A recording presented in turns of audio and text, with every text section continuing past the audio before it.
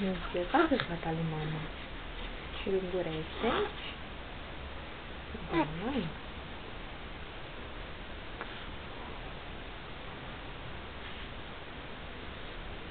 Frumusică. Fetiță. Mâncă mică.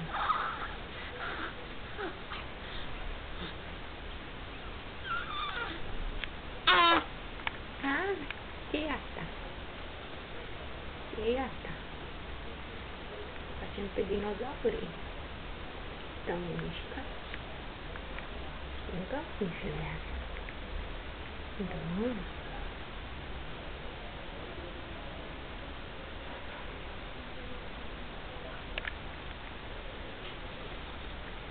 Ce e, mami?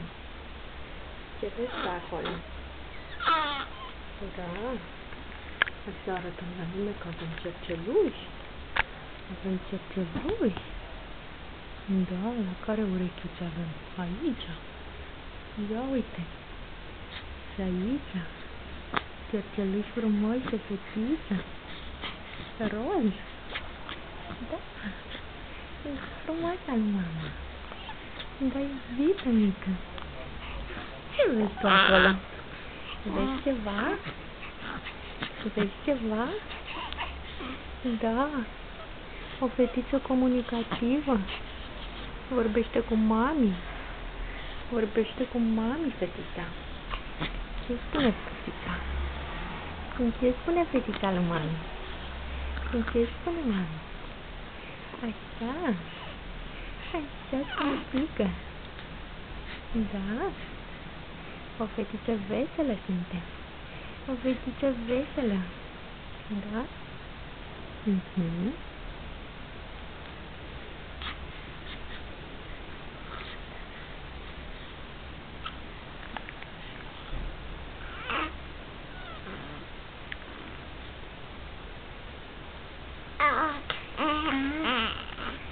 Smerândița.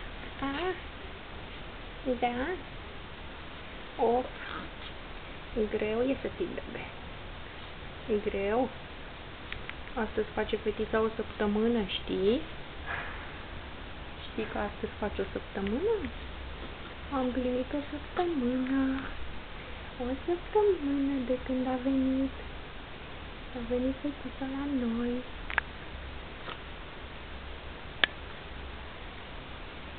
Da, frumoasă.